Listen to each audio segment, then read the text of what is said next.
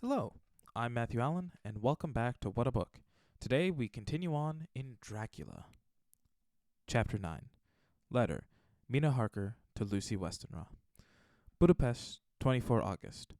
My dearest Lucy, I know you will be anxious to hear all that has happened since we parted at the railway station at Whitby.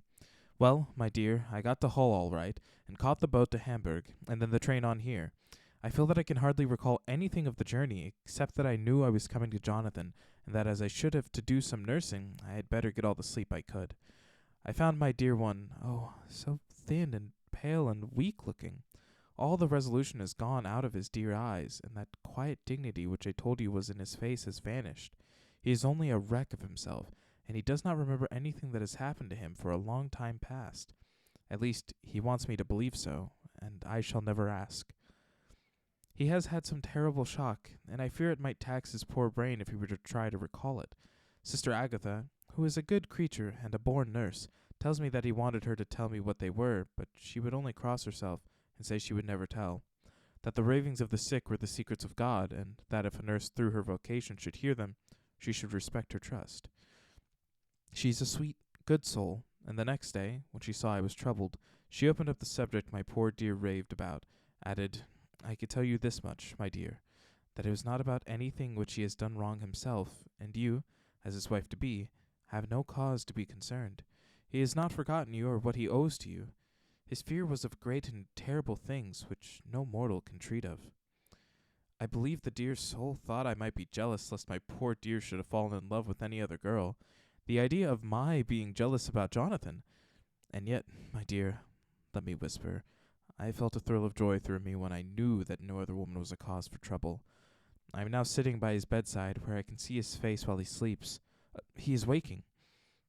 When he woke, he asked me for his coat, as he wanted to get something from the pocket. I asked Sister Agatha, and she brought all his things. I saw amongst them was his notebook, and was going to ask him to let me look at it, for I knew that I might find some clue to his trouble. But I suppose he must have seen my wish in my eyes, for he sent me over to the window, saying he wanted to be quite alone for a moment. Then he called me back, and he said to me very solemnly, Wilhelmina.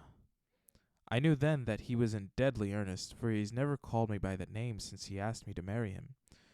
You know, dear, my ideas of the trust between husband and wife. There should be no secret, no concealment. I have had a great shock, and when I try to think of what it is, I feel my head spin round, and I do not know if it was real or the dreaming of a madman. You know I had brain fever, and that is to be mad. The secret is here, and I do not want to know it. I want to take up my life here, with our marriage. For, my dear, we had decided to be married as soon as the formalities are complete. Are you willing, Wilhelmina, to share my ignorance? Here is the book. Take it and keep it. Read it if you will, but never let me know unless, indeed, some solemn duty should come upon me to go back to the bitter hours, asleep or awake, sane or mad, recorded here. He fell back exhausted, and I put the book under his pillow and kissed him. I have asked Sister Agatha to beg the Superior to let our wedding be this afternoon, and am waiting her reply. She has come and told me that the chaplain of the English Mission Church has been sent for. We are to be married in an hour, or as soon after as Jonathan wakes. Lucy, the time is come and gone. I feel very solemn, but very, very happy. Jonathan woke a little after the hour, and all was ready, and he sat up in bed, propped up with pillows. He answered his I will firmly and strongly. I could hardly speak. My heart was so full that even those words seemed to choke me. The dear sisters were so kind. Please, God, I shall never, never forget them, nor the grave and sweet responsibilities I have taken upon me. I must tell you of my wedding present. When the chaplain and the sisters had left me alone with my husband, oh, Lucy, it is the first time I have written the words my husband. Left me alone with my husband, I took the book from under his pillow and wrapped it up in white paper and tied it with a little bit of pale blue ribbon which was round my neck, and sealed it over the knot with sealing wax, and for my seal I used my wedding ring. Then I kissed it and showed it to my husband, and told him that I would keep it so, and then it would be an outward and visible sign for us all in our lives that we trusted each other, that I would never open it unless it were for his own dear sake, or for the sake of some stern duty. Then he took my hand in his, and, oh, Lucy, it was the first time he took his wife's hand, and said that it was the dearest thing in all the wide world, and that he would go through all the past again to win it, if need be. The poor dear meant to have said a part of the past, but he cannot think of time yet, and I shall not wonder if at first he mixes up not only the month, but the year. Well, my dear, what could I say?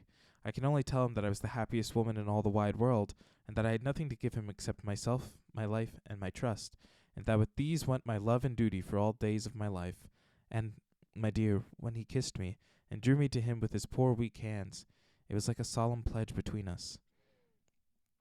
Lucy, dear, do you know why I tell you all this? It is not only because it is all so sweet to me, but because you have been, and are, very dear to me. It is my privilege to be your friend and guide when you came from the schoolroom to prepare for the world of life.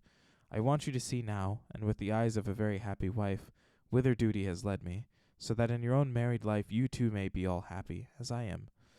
My dear, please, Almighty God, your life may be all it promises, a long day of sunshine with no harsh wind, no forgetting duty, no distrust.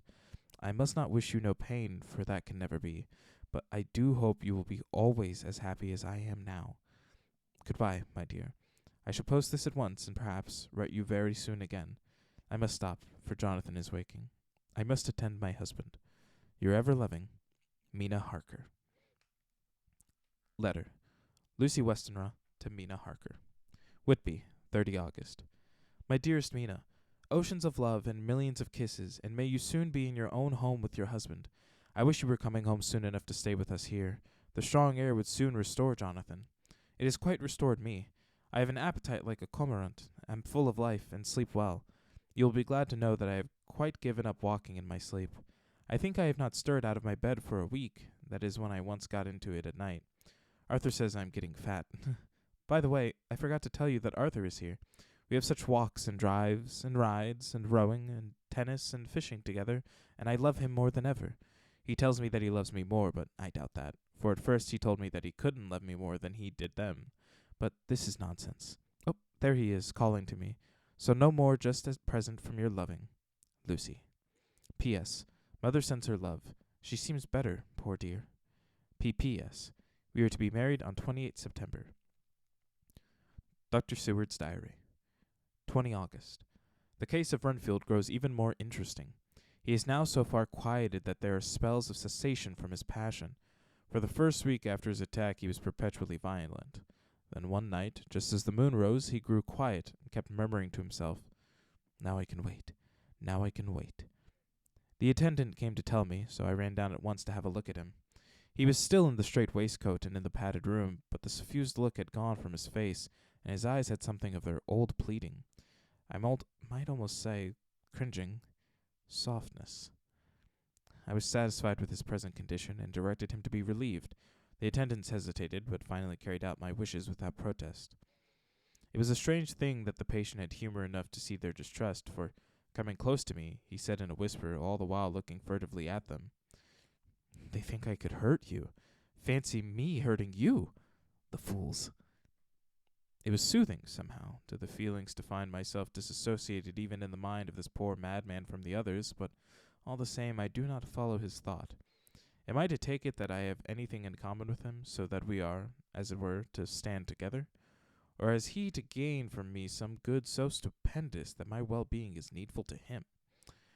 I must find out later on. Tonight he will not speak. Even the offer of a kitten or even a full-grown cat will not tempt him. He will only say, "I don't take any stock in cats. I have more to think of now, and I can wait. I can wait." After a while I left him. The attendant tells me that he was quiet until just before dawn, and that then he began to get uneasy, and at length violent, until at last he fell into a paroxysm which exhausted him so that he swooned into a sort of coma. 3 nights has the same thing happened. Violent all day, then quiet from moonrise to sunrise.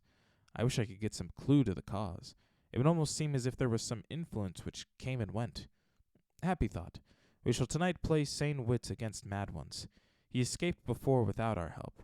Tonight he shall escape with it. We shall give him a chance, and have the men ready to follow in case they are required. 23rd August. The expected always happens. How well Disraeli knew life. Our bird, when he found the cage open, would not fly, so all our subtle arrangements were for naught. At any rate, we have proved one thing, that the spells of quietness last a reasonable time. We shall in future be able to ease his bonds for a few hours each day. I have given orders to the night attendant merely to shut him in the padded room when once he is quiet until the hour before sunrise. The poor soul's body will enjoy the relief even if his mind cannot appreciate it. Hark!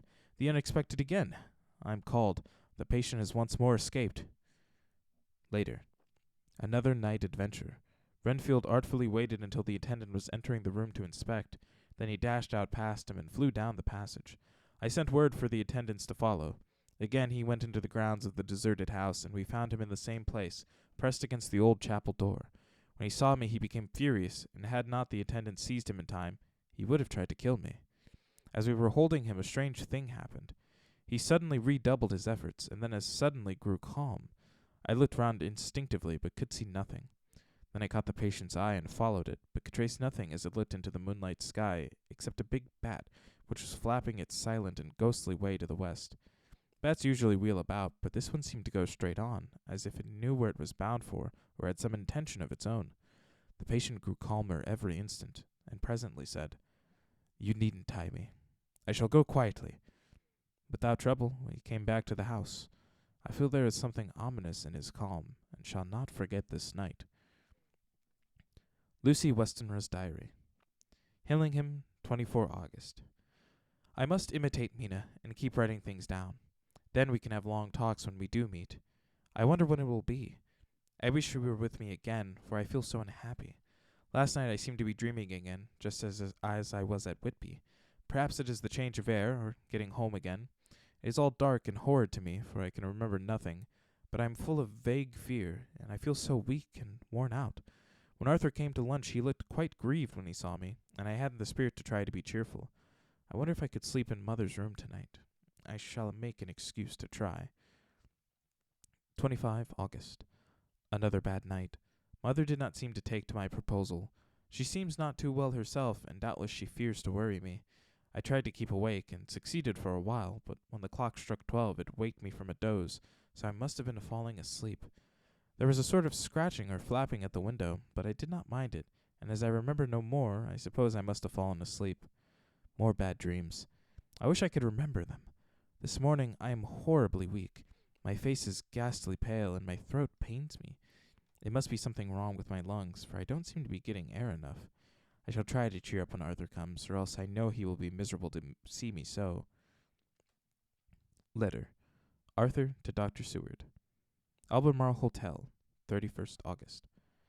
My dear Jack, I want you to do me a favor. Lucy is ill. That is, she has no special disease, but she looks awful, and is getting worse every day. I have asked her if there is any cause. I not dare to ask her mother, for to disturb the poor lady's mind about her daughter in her present state of health would be fatal. Mrs. Westenra has confided to me that her doom is spoken, disease of the heart, though poor Lucy does not know it yet. I am sure that there is something preying on my dear girl's mind. I am almost distracted when I think of her. To look at her gives me a pang.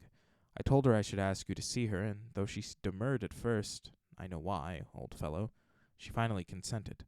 It will be a painful task for you, I know, old friend, but it is for her sake, and I must not hesitate to ask, or you to act. You are to come to lunch at Helsing tomorrow, 2 o'clock, so as not to arouse any suspicion in Mrs. Westenra, and after lunch Lucy will take an opportunity of being alone with you. I am filled with anxiety, and want to consult with you alone as soon as I can after you have seen her. Do not fail. Arthur. Telegram. Arthur Holmwood to Seward. 1st September.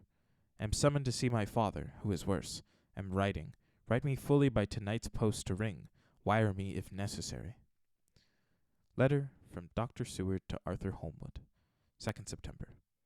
My dear old fellow, with regard to Miss Westenra's health, I hasten to let you know at once that in my opinion there is not any functional disturbance or any malady that I know of. At the same time, I am not by any means satisfied with her appearance. She is woefully different from what she was when I saw her last. Of course, you must bear in mind that I did not have full opportunity of examination such as I should wish. Our very friendship makes a little difficulty which not even medical science or custom can bridge over. I had better tell you exactly what happened, leaving you to draw, in a measure, your own conclusions. I shall then say what I have done and propose doing. I found Miss Westenra in seemingly gay spirits. Her mother was present, and in a few seconds I made up my mind that she was trying all she knew to mislead her mother and prevent her from being anxious. I have no doubt she guesses, if she does not know, what need of caution there is. We lunched alone, and as we all exerted ourselves to be cheerful, we got, as some kind of reward for our labors, some real cheerfulness amongst us. Then Mrs. Westenra went to lie down, and Lucy was left with me. We went into her boudoir, and still we got there her gately remained, for the servants were coming and going. As soon as the door was closed, however, the mask fell from her face, and she sank down into a chair with a great sigh, and hid her eyes with her hand. When I saw that her high spirits had failed, I at once took advantage of her reaction to make a diagnosis.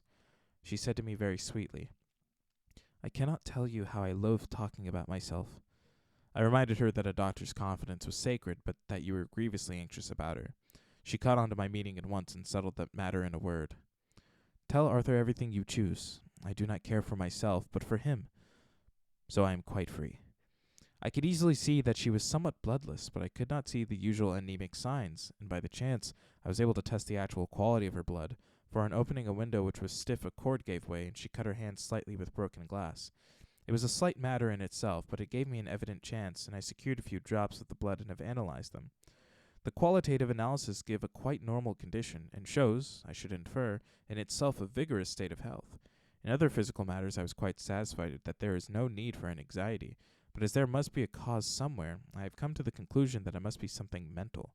She complains of difficulty breathing satisfactorily at times, and of heavy, lethargic sleep, with dreams that frighten her, but regarding which she can remember nothing. She says that as a child she used to walk in her sleep, and that when in Whitby the habit came back, and that once she walked out in the night and went to East Cliff, where Miss Murray found her. But she assures me that of late the habit has not returned. I am in doubt, and so have done the best thing I know of. I have written to my old friend and master professor Van Helsing of Amsterdam, who knows as much about obscure diseases as anyone in the world. I have asked him to come over, and as you told me that all things were to be at your charge, I have mentioned to him who you are and your relations to Miss Westenra. This, my dear fellow, is in obedience to your wishes, for I am only too proud and happy to do anything I can for her. Van Helsing would, I know, do anything for me for personal reasons, so no matter on what ground he comes, we must accept his wishes. He is a seemingly arbitrary man. This is because he knows what he is talking about better than anyone else. He is a philosopher and a metaphysician, and one of the most advanced scientists of his day, and he has, I believe, an absolutely open mind. This, with an iron nerve, a temper of the iceberg, and indomitable resolution, self-command, and toleration exalted from virtues to blessings, and the kindliest and truest heart that beats, these form his equipment for the noble work that he is doing for mankind. Work both in theory and practice, for his views are as wide as his all-embracing sympathy. I tell you these facts that you may know why I have such confidence in him. I have asked him to come at once. I shall see Miss Westenra tomorrow again. She is to meet me at the stores, so that I may not alarm her mother by too early a repetition of my call. Yours always, John Seward. Letter. Abraham Van Helsing, M.D., D.Ph., D.Lit., etc., etc., to Dr. Seward. 2nd September. My good friend, when I received your letter, I am already coming to you. By good fortune I can leave just at once, without wrong to any of those who have trusted me. Were fortune other, then it were bad for those who have trusted, for I come to my friend when he called me to aid those he holds dear. Tell your friend that when that time you sucked from my wound so swiftly the poison of the gangrene from that knife that our other friend, too nervous, let slip, you did more for him when he wants my aids, and you call for them than all his great fortune could do. But it is a pleasure added to do for him, your friend, it is to you that I come. Have near at hand, and please it so arrange that we may see the young lady not too late on tomorrow, for it is likely that I may have to return here that night. But if need be, I shall come again in 3 days, and stay longer if it must. Till then, goodbye, my friend John. Van Helsing. Letter. Dr. Seward to Honorable Arthur Holmwood. 3rd September. My dear Art, Van Helsing has come and gone. He came on with me to Hillingham and found that, by Lucy's discretion, her mother was lunching out, so that we were alone with her. Van Helsing made a very careful examination of the patient. He is to report to me, and I shall advise you, for of course I was not present all the time. He is, I fear, much concerned, but says he must think. When I told him of our friendship and how you trust to me in the matter, he said, "You must tell him all you think. Tell him what I think, if you can guess it, if you will. Nay, I am not jesting. This is no jest, but life and death, perhaps more." I asked what he meant by that, for he was very serious. This was when we had come back to town, and he was having a cup of tea before starting on his return to Amsterdam. He would not give me any further clue. You must not be angry with me, Art, because his very reticence means that all his brains are working for her good. He will speak plainly enough when the time comes, be sure. So I told him I would simply write an account of our visit, just as if I were doing a descriptive special article for the Daily Telegraph. He seemed not to notice, but remarked that the smuts of London were not quite so bad as they used to be when he was a student here. I am to get his report tomorrow if he can possibly make it. In any case, I am to have a letter. Well, as to the visit, Lucy was more cheerful than on the day I first saw her, and certainly looked better. She had lost something of the ghastly look that so upset you, and her breathing was normal. She was very sweet to the professor, as she always is, and tried to make him feel at ease, though I could see the poor girl was making a hard struggle for it. I believe Van Helsing saw it too, for I saw the quick look under his bushy brows that I knew of old. Then he began to chat of all things except ourselves and diseases with such an infinite geniality that I could see poor Lucy's pretense of animation merge into reality. Then, without any seeming change, he brought the conversation gently round to his visit, and suavely said, "My dear young miss, I have the so great pleasure because you are so much beloved. That is much, my dear, even were that which I do not see. They told me you were down in the spirit, and that you were of a ghastly pale. To them I say, poof!" And he snapped his fingers at me and went on. "But you and I shall show them how wrong they are. How can he?" And he pointed at me with the same look and gesture as that with which he pointed me out in his class on, or rather after, a particular occasion which he never fails to remind me of, "know anything of a young ladies. He has his madmen to play with, and to bring them back to happiness and to those that love them. It is much to do, and, but there are rewards in that we can bestow such happiness. But the young ladies, he has no wife nor daughter, and the young do not tell themselves to the young, but to the old, like me, who have known so many sorrows and the causes of them. So, my dear, we will send him away to smoke the cigarette in the garden, whilst you and I have little talk all to ourselves." I took the hint and strolled about, and presently the professor came to the window and called me in. He looked grave, but said, "I have made careful examination, but there is no functional cause. With you I agree that there has been much blood loss. It has been, but is not. But the conditions of her are in no way anemic. I have asked her to send me her maid, that I may ask just one or two questions, that so I may not chance to miss nothing. I know well what she will say. And yet there is cause. There is always cause for everything. You must go back home and think. You must send me the telegram every day, and if there be cause I shall come again. The disease, for not to be well is a disease, interests me, and the sweet young dear, she interests me too. She charmed me, and for her, if not for you or disease, I come." As I tell you, he would not say a word more, even when we were alone.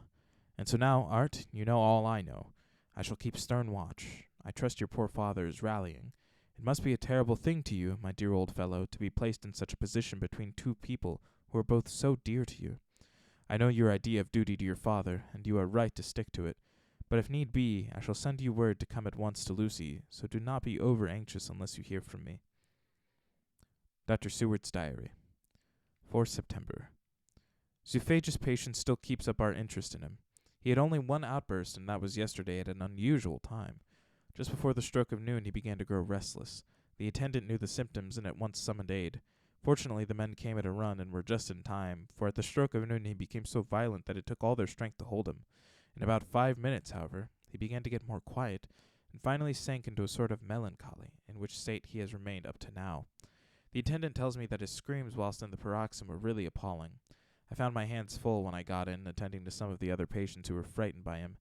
Indeed, I can quite understand the effect, for the sounds disturbed even me, though I was some distance away.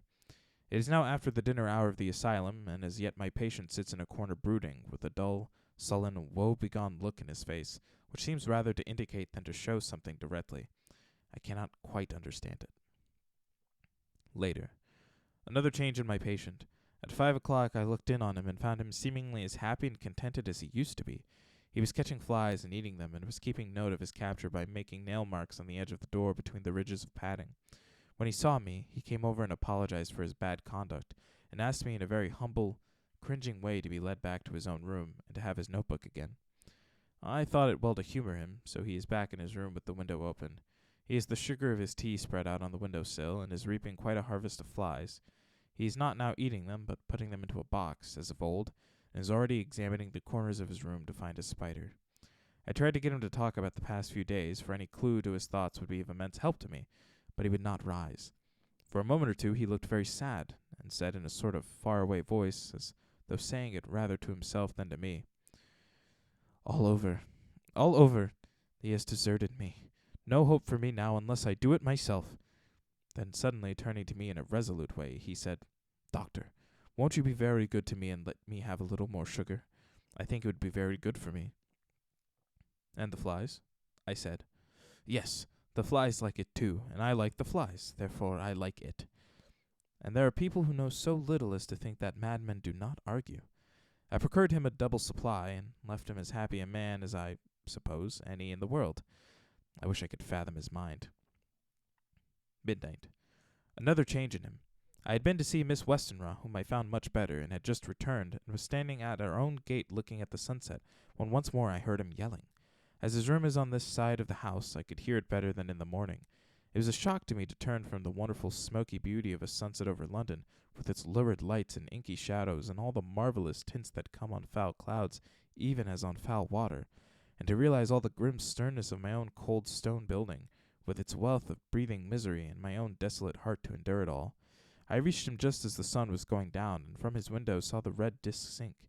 As it sank he became less and less frenzied, and just as it dipped he slid from the hands that held him, an inert mass, on the floor. It is wonderful, however, what intellectual recuperative power lunatics have, for within a few minutes he stood up quite calmly and looked around him. I signaled to attendants not to hold him, for I was anxious to see what he would do. He went straight over to the window and brushed out the crumbs of sugar. Then he took his fly box and emptied it outside and threw away the box. Then he shut the window and, crossing over, sat down on his bed. All this surprised me, so I asked him, "Are you going to keep flies any more?" "No," said he. "I am sick of all that rubbish." He certainly is a wonderfully interesting study. I wish I could get some glimpse of his mind or of the cause of his sudden passion. Stop. There may be a clue, after all, if we can find why today his paroxysms came on at high noon and at sunset. Can it be that there is a malign influence of the sun at periods which affects certain natures, as at times the moon does others? We shall see. Telegram. Seward, London, to Van Helsing, Amsterdam. 4th September. Patient still better today. Telegram. Seward, London, to Van Helsing, Amsterdam. 5th September. Patient greatly improved. Good appetite, sleeps naturally, good spirits, color coming back. Telegram. Seward, London, to Van Helsing, Amsterdam. 6th September. Terrible changes for the worse. Come at once. Do not lose an hour. I hold over telegram to Holmwood till have seen you. Chapter 10. Letter, Dr. Seward to Honorable Arthur Holmwood. 6th September. My dear Art, my news today is not so good. Lucy this morning had gone back a bit. There is, however, one good thing which has arisen from it. Mrs. Westenra was naturally anxious concerning Lucy, and has consulted me professionally about her. I took advantage of the opportunity, and told her that my old master, Van Helsing, the great specialist, was coming to stay with me, and that I would put her in his charge conjointly with myself. So now we can come and go without alarming her unduly, for a shock to her would mean sudden death, and this, in Lucy's weak condition, might be disastrous to her. We are hedged in with difficulties, all of us, my poor fellow, but please God, we shall come through them all right. If any need, I shall write, so that, if you do not hear from me, take it for granted that I am simply waiting for news. In haste, yours ever, John Seward. Dr. Seward's Diary. 7th September. The first thing Van Helsing said to me when we met at Liverpool Street was, "Have you said anything to our young friend, to lover of her?" "No," I said. "I waited till I had seen you, as I had said in my telegram. I wrote him a letter simply telling him that you were coming, and Miss Westenra was not so well, and that I should let him know if need be." "Right, my friend," he said. "Quite right. Better he not know as yet. Perhaps he will never know. I pray so, but if it be needed, then he shall know all. And, my good friend John, let me caution you. You deal with the madmen. All men are mad in some way or the other, and insomuch as you deal discreetly with your madmen, so deal with God's madmen too, the rest of the world. You tell not your madmen what you do nor why you do it. You tell them not what you think. So you shall keep knowledge in its place, where it may rest, where it may gather its kind around it and breed. You and I shall keep as yet what we know here and here." He touched me on the heart and on the forehead, and then touched himself the same way. "I have for myself thoughts at the present. Later I shall unfold to you. Why not now? I asked. It may do some good. We may arrive at some decision. He looked at me and said, My friend John, when the corn is grown even before it has ripened, while the milk of its mother earth is in him, and the sunshine has not yet begun to paint him with all his gold, the husbandman he pull the ear and rub him between his rough hands, and blow away the green chaff, and say to you, Look, he's good corn, he will make a good crop when the time comes. I did not see the application, and told him so. For reply he reached over and took my ear in his hand and pulled it playfully, as he used long ago to do at lectures, and said, The good husbandman tell you so then because he knows, but not till then. But you do not find the good husbandman dig up his planted corn to see if he grow. That is for children who play at husbandry, and not for those who take it as a work of their life. See you now, friend John. I have sown my corn, and nature has her work to do in making it sprout. If he sprout at all, there's some promise, and I wait till the ear begins to swell. He broke off, for he evidently saw that I understood. Then he went on gravely. You were always a careful student, and your casebook was ever more full than the rest, and I trust that good habit have not fail. Remember, my friend, that knowledge is stronger than memory, and we should not trust the weaker. Even if you have not kept the good practice, let me tell you that this case of our dear miss is one that may be, mind, I say may be, of such interest to us and others that all the rest may not make him kick the beam, as your people say. Take then good note of it. Nothing is too small. I counsel you, put down in record even your doubts and surmises. Hereafter it may be of interest for you to see how true you guess. We learn from failure, not from success. When I described Lucy's symptoms, the same as before but infinitely more marked, he looked very grave, but said nothing. He took with him a bag in which were many instruments and drugs, the ghastly paraphernalia of our beneficial trade, as he once called, in one of his lectures, the equipment of a professor of the healing craft. When we were shown in, Mrs. Westenra met us. She was alarmed, but not nearly so much as I expected to find her. Nature, in one of her beneficent moods, had ordained that even death has some antidote to its own terrors. Here, in a case where any shock may prove fatal, matters are so ordered that, from some cause or other, the things not personal, even the terrible change in her daughter to whom she is so attached, do not seem to reach her. It is something like the way Dame Nature gathers around a foreign body an envelope of some insensitive tissue which can protect from evil that which it would otherwise harm by contact. If this be an ordered selfishness, then we should pause before we condemn anyone for the vice of egoism, for there may be deeper root for its causes than we have knowledge of. I used my knowledge of this phase of spiritual pathology and set down a rule that she should not be present with Lucy, or think of her illness more than was absolutely required.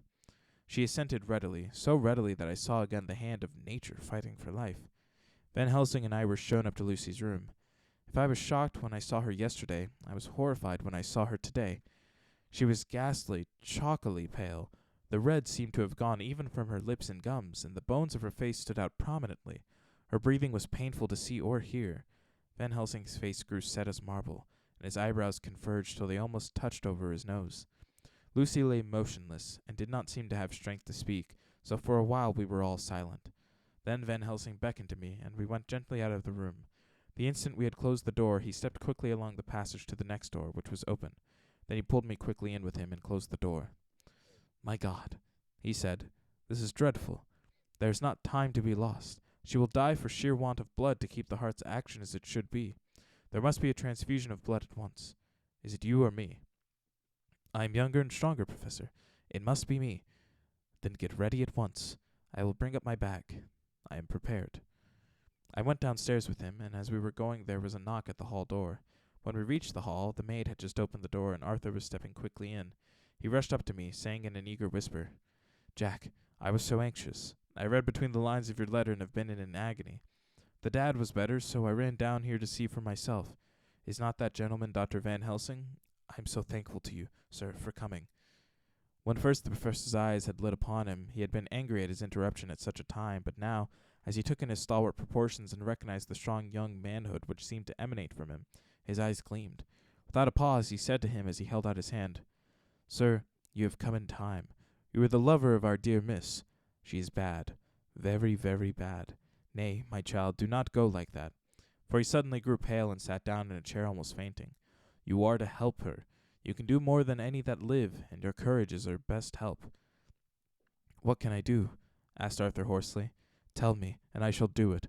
My life is hers, and I would give the last drop of blood in my body for her." The professor has a strongly humorous side, and I could from old knowledge detect a trace of its origin in his answer. "My young sir, I do not ask so much as that. Not the last." "What shall I do?" There was fire in his eyes, and his open nostrils quivered with intent. Van Helsing slapped him on the shoulder. "Come," he said. "You are a man, and it is a man we want. You are better than me, better than my friend John." Arthur looking bewildered, and the professor went on by explaining in a kindly way. "Young miss is bad, very bad. She wants blood, and blood she must have or die. My friend John and I have consulted, and we are about to perform what we call transfusion of blood, to transfer from full veins of one to the empty veins which pine for him. John was to give his blood, as he is the more young and strong than me." Here Arthur took my hand and wrung it hard in silence. "But now you are here. You are more good than us, old or young, who toil much in the world of thought. Our nerves are not so calm and our blood so bright than yours."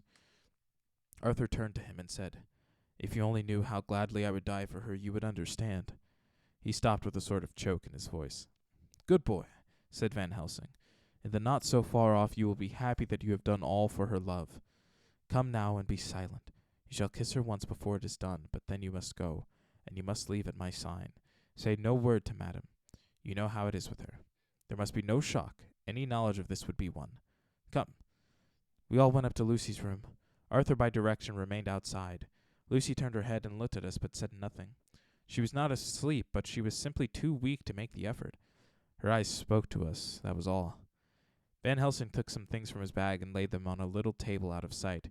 Then he mixed a narcotic, and coming over to the bed, said cheerily, "Now, little miss, here is your medicine. Drink it off, like a good child. See, I lift you so that to swallow is easy. Yes." She had made the effort with success. It astonished me how long the drug took to act. This, in fact, marked the extent of her weakness. The time seemed endless until sleep began to flicker in her eyelids. At last, however, the narcotic began to manifest its potency, and she fell into a deep sleep. When the professor was satisfied, he called Arthur into the room and bade him strip off his coat. Then he added, "You may take that one little kiss whilst I bring over the table, friend John. Help to me." So neither of us looked whilst he bent over her. Van Helsing, turning to me, said, "He is so young and strong, and of blood so pure that we need not defibrillate it." Then with swiftness, but with absolute method, Van Helsing performed the operation. As the transfusion went on, something like life seemed to come back to poor Lucy's cheeks, and through Arthur's growing pallor the joy of his face seemed absolutely to shine. After a bit I began to grow anxious, for the loss of blood was telling on Arthur, strong man as he was. It gave me an idea of what a terrible strain Lucy's system must have undergone, that what weakened Arthur only partially restored her. But the professor's face was set, and he stood watch in hand, and with his eyes fixed now on the patient and now on Arthur. I could hear my own heartbeat. Presently he said in a soft voice, "Do not stir an instant. It is enough. You attend him. I will look to her." When all was over, I could see how much Arthur was weakened. I dressed the wound and took his arm to bring him away, when Van Helsing spoke without turning round. The man seems to have eyes in the back of his head. "The brave lover, I think, deserves another kiss, which he shall have presently." And as he had now finished his operation, he adjusted the pillow to the patient's head. As he did so, the narrow black velvet band which she seems always to wear round her throat, buckled with an old diamond buckle which her lover had given her, was dragged a little up, and showed a red mark on her throat. Arthur did not notice it, but I could hear the deep hiss of indrawn breath, which is one of Van Helsing's way of betraying emotion. He said nothing at the moment, but turned to me, saying, "Now take down our brave young lover, give him of the port wine, and let him lie down a while. He must then go home and rest, sleep much and eat much, that he may be recruited of what he has given to his love. He must not stay here. Hold a moment. I may take it, sir, that you are anxious of result. Then bring it with you, that in all ways the operation is successful. You have saved her life this time, and you can go home and rest easy in mind that all that can be is. I shall tell her all when she is well. She shall love you none the less for what you have done. Goodbye." When Arthur had gone, I went back to the room. Lucy was sleeping gently, but her breathing was stronger. I could see the counterpane move as her breast heaved. By the bedside seat sat Van Helsing, looking at her intently. The velvet band again covered the red mark. I asked the professor in a whisper, "What do you make of that mark on her throat?" "What do you make of it?" "I have not seen it yet. I answered, and then and there proceeded to loose the band. Just over the external jugular vein there were 2 punctures, not large, but not wholesome looking. There was no sign of disease, but the edges were white and worn-looking, as if by some trituration. It at once occurred to me that this wound, or whatever it was, might be the means of that manifest loss of blood. But I abandoned the idea as soon as it was formed, for such a thing could not be. The whole bed would have been drenched to a scarlet with the blood which the girl must have lost to leave such a pallor as she had before the transfusion. "Well," said Van Helsing. "Well," said I can make nothing of it." The professor stood up. "I must go back to Amsterdam tonight," he said. "There are books and things there which I want. You must remain here all night, and you must not let your sight pass from her." "Shall I have a nurse?" I asked. "We are the best nurses, you and I. You keep watch all night. See that she is well fed, and that nothing disturbs her. You must not sleep all the night. Later on we can sleep, you and I. I shall be back as soon as possible, and then we may begin." "May begin?" I said. "What on earth do you mean?" "We shall see," he answered, as he hurried out.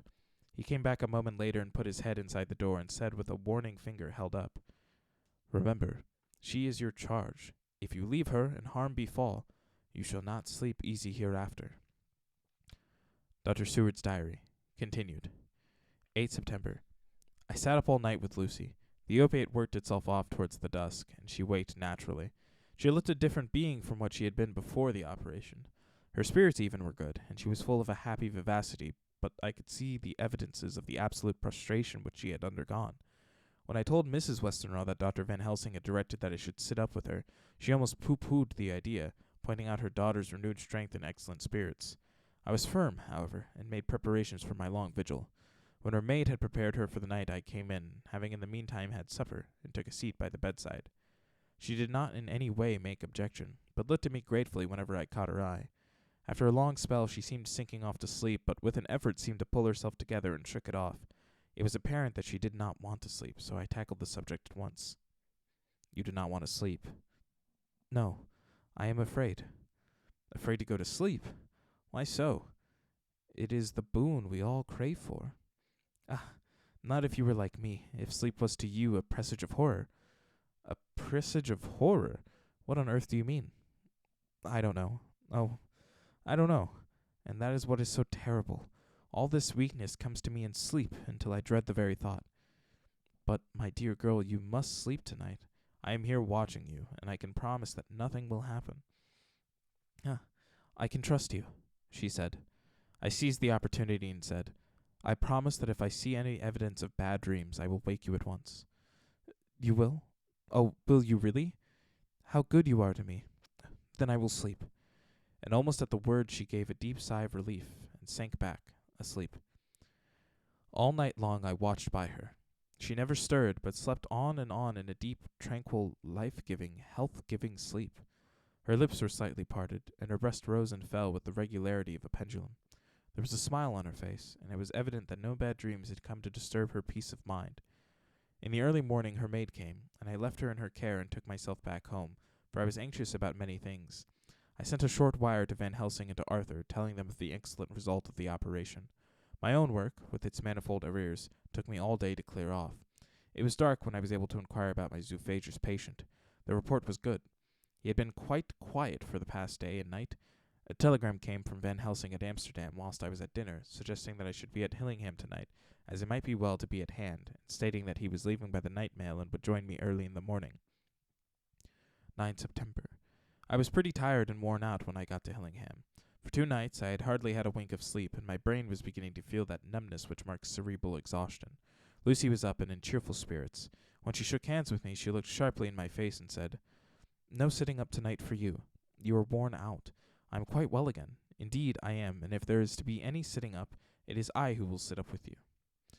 I would not argue the point, but went and had my supper. Lucy came with me, and, enlivened by her charming presence, I made an excellent meal, and had a couple of glasses of the more than excellent port. Then Lucy took me upstairs, and showed me a room next to her own, where a cozy fire was burning. "Now," she said, "you must stay here. I shall leave this door open, and my door too. You can lie on the sofa, for I know that nothing would induce any of you doctors to go to bed whilst there is a patient above the horizon. If I want anything, I shall call out, and you can come to me at once."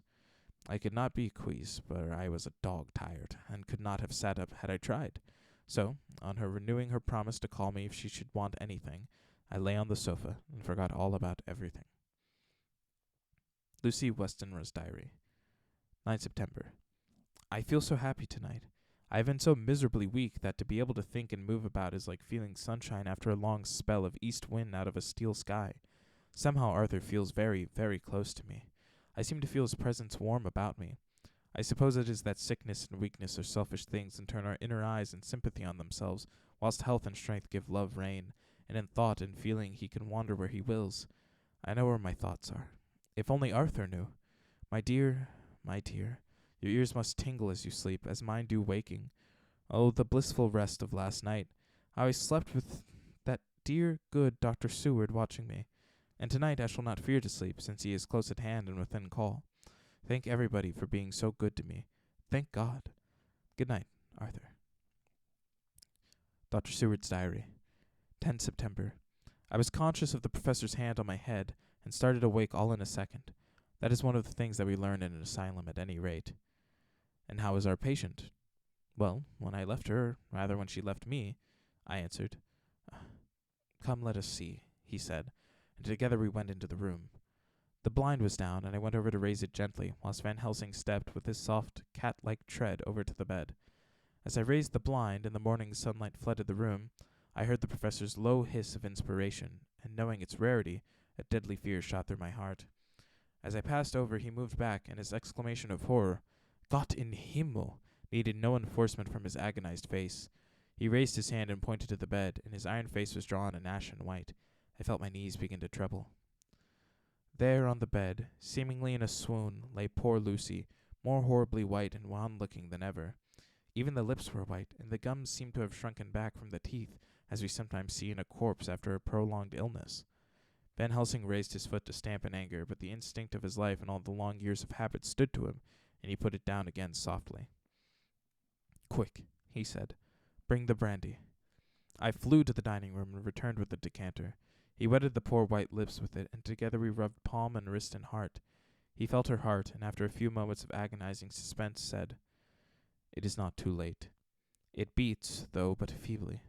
All our work is undone. We must begin again. There is no young Arthur here now. I have to call on you yourself this time, friend John. As he spoke, he was dipping into his bag and producing the instruments of transfusion. I had taken off my coat and rolled up my shirt sleeve. There was no possibility of an opiate just at present, and no need of one, and so, without a moment's delay, we began the operation. After a time, it did not seem a short time either, for the draining away of one's blood, no matter how willingly it be given, is a terrible feeling. Van Helsing held up a warning finger. Do not stir, he said, but I fear that with growing strength she may wake, and that would make danger, oh, so much danger. But I shall precaution take. I shall give hypodermic injection of morphia. He proceeded then, swiftly and deftly, to carry out his intent. The effect on Lucy was not bad, for the faint seemed submerged subtly into the narcotic sleep.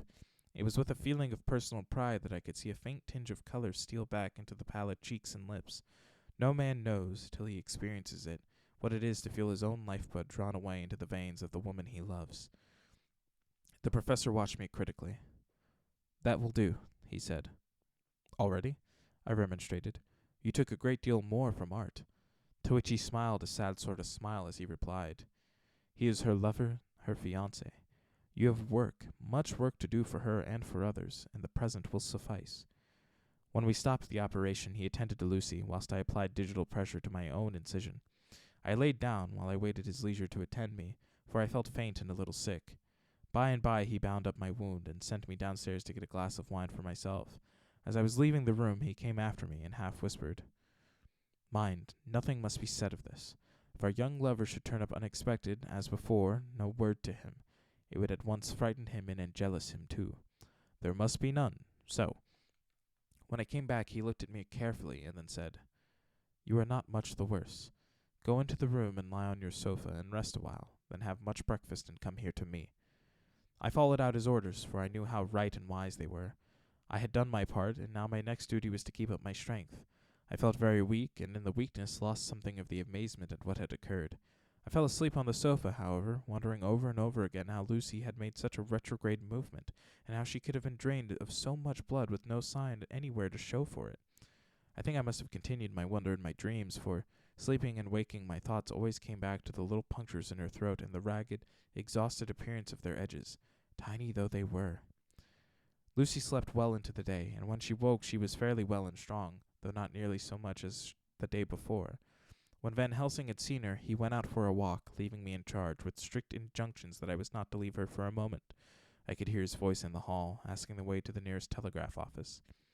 Lucy chatted with me freely and seemed quite unconscious that anything had happened. I tried to keep her amused and interested. When her mother came up to see her, she did not seem to notice any change whatever, but said to me gratefully, "We owe you so much, Dr. Seward, for all you have done, but you really must now take care not to overwork yourself. You are looking pale yourself.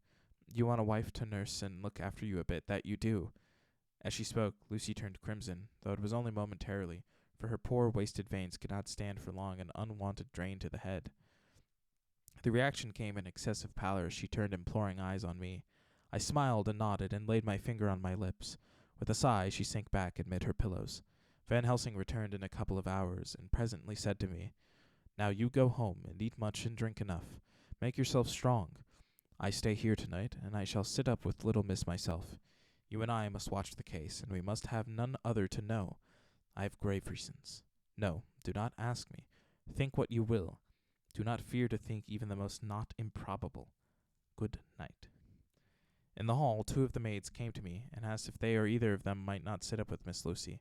They implored me to let them, and when I said it was Dr. Van Helsing's wish that either he or I should sit up, they asked me quite piteously to intercede with the foreign gentleman. I was much touched by their kindness. Perhaps it is because I am weak at present, and perhaps because it was on Lucy's account that their devotion was manifested. For over and over again have I seen similar instances of woman's kindness. I got back here in time for a late dinner, went my rounds, all well, and set this down whilst waiting for sleep. It is coming. 11 September. This afternoon I went over to Hillingham, found Van Helsing in excellent spirits and Lucy much better. Shortly after I had arrived, a big parcel from abroad came for the professor. He opened it with much impressment, assumed, of course, and showed a great bundle of white flowers. "These are for you, Miss Lucy," he said. "Oh, for me? Oh, Dr. Van Helsing." "Yes, my dear, but not for you to play with. These are medicines." Here Lucy made a wry face. "Nay, but they are not to take in a decoction or in nauseous form, so you need not snub that so charming noise, or I shall point out to my friend Arthur that woes he may have to endure in seeing such beauty that he loves so much distort. Aha, my pretty miss, that bring the so nice nose all straight again. This is medicinal, but you do not know how. I put him in your window. I make pretty wreath and hang him round your neck, so you sleep well. Oh yes, they, like the lotus flower, make your trouble forgotten. It smells so like the waters of Lethe, and of that fountain of youth that the conquistadors sought for in the Floridas, and find him all too late." Whilst he was speaking, Lucy had been examining the flowers and smelling them. Now she threw them down, saying, with half laughter and half disgust, "Oh, Professor, I believe you are only putting up a joke on me. Why, these flowers are only common garlic." To my surprise, Van Helsing rose up and said with all his sternness, his iron jaw set and his bushy eyebrows meeting, "No trifling with me. I never jest. There is a grim purpose in what I do, and I warn you that you do not thwart me. Take care, for the sake of others, if not for your own." Then, seeing poor Lucy scared, as she might well be, he went on more gently. "Oh, little miss, my dear, do not fear me. I only do for your good, but there is much virtue to you in those so common flowers. See, I place them myself in your room. I make myself the wreath that you are to wear, but hush. No telling to others that make so inquisitive questions. We must obey, and silence is a part of obedience, and obedience is to bring you strong and well into loving arms that wait for you. Now sit still a while. Come with me, friend John, and you shall help me deck the room with my garlic, which is all the way from Haarlem, where my friend Vanderpool raised herbs in his glass houses all the year. I had to telegraph yesterday. They would not have been here." We went into the room, taking the flowers with us. The professor's actions were certainly odd, and not to be found in any pharmacopoeia that I have ever heard of. First he fastened up the windows and latched them securely. Next, taking a handful of the flowers, he rubbed them all over the sashes, as though to ensure that every whiff of air that might get in would be laden with the garlic smell. Then with the wisp he rubbed all over the jamb of the door, above, below, and at each side, and round the fireplace in the same way. It all seemed grotesque to me, and presently I said, "Well, Professor, I know you always have a reason for what you do, but this certainly puzzles me. It is well we have no skeptic here, or he would say that you were working some spell to keep out an evil spirit." "Perhaps I am," he answered quietly as he began to make the wreath which Lucy was to wear round her neck. We then waited whilst Lucy made her toilet for the night, and when she was in bed he came and himself fixed the wreath of garlic round her neck. The last words he said to her were, "Take care you do not disturb it. Even if the room feel close, do not tonight open the window or the door." "I promise," said Lucy. "And thank you both 1,000 times for all your kindness to me. Oh, what have I done to be blessed with such friends?" As we left the house in my fly, which was waiting, Van Helsing said, "Tonight I can sleep in peace, and sleep I want. 2 nights of travel, much reading in the day between, and much anxiety of the day to follow, and a night to sit up without to wink. Tomorrow in the morning early you call for me, and we come together to see our pretty miss, so much more strong for my spell, which I have to work. Ho, ho." He seemed so confident that I, remembering my own confidence 2 nights before, and with the baneful result, felt awe and vague terror. It must have been my weakness that made me hesitate to tell it to my friend, but I felt it all the more, like unshed tears. And that is where we will leave off this evening. Thank you all so much for joining me for What a Book. If you liked it, make sure to check out everything that's backlogged here in the channel. The channel? As well as everything else that's down in the Linktree link, all the gaming stuff, the social media that I hope at this point is up. Who knows? But thank you all again. I've been Matthew Allen, and I will see all of you next week.